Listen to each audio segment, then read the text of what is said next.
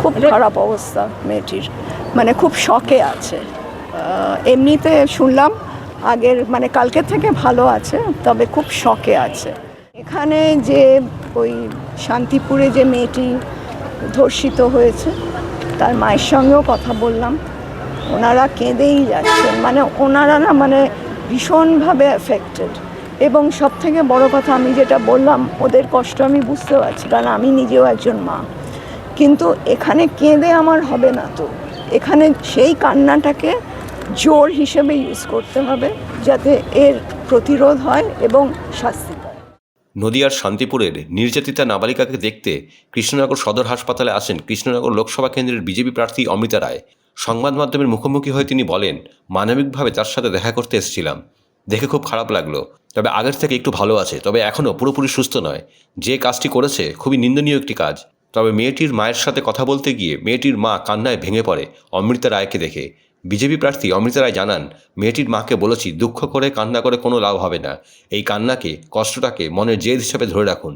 নদিয়া সফরে মুখ্যমন্ত্রী মমতা বন্দ্যোপাধ্যায় তিনি একটি জনসভা করবেন, যা জেলার প্রথম জনসভা হবে। কৃষ্ণনগর থেকে এই প্রসঙ্গে রানী অমৃতা রায় তিনি বলেন, মুখ্যমন্ত্রী নিজেও একজন মহিলা, আমিও নিজে একজন মহিলা, এদেশের মহিলারা নিরাপত্তাহীন। যদি আমি জিতি সর্বপ্রথম মহিলাদের নিয়ে চিন্তাভাবনা করব। সংবাদ মাধ্যমের মুখোমুখি হয়ে এমনটাই জানালেন বিজেপি প্রার্থী অমৃতা রায়। পেশেন্ট এমনি আগের থেকে ভালো আছে, তবে আমাকে দেখে একটু কাঁদলো, তাই বললাম না তুমি বাবু একটু হাসো।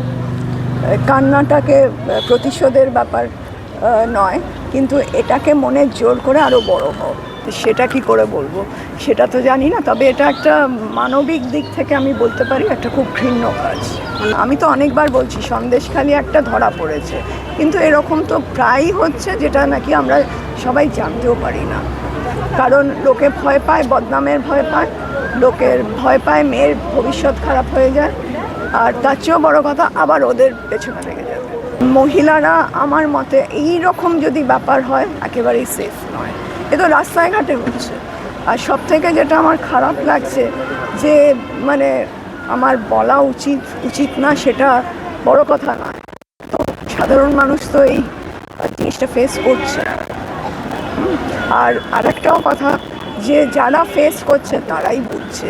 মেয়েটির বাবা নেই, এখন মা দুই ছেলে মেয়েকে বড় করছে, তার কি অবস্থা, তার নিজের হাই সুগার।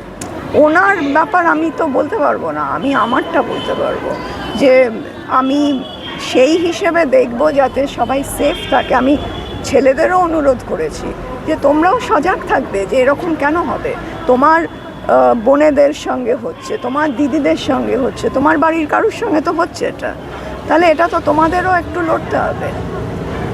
দেখুন আপাতত তো মানে মুখ্যমন্ত্রী আসছেন আমি শুনেছি, কিন্তু যেটা বলছি মুখ্যমন্ত্রী কি করবেন আমি তো জানি না, কিন্তু আমাদের তরফ থেকে আমরা বলেই এসছি আমরা পাশে আছি।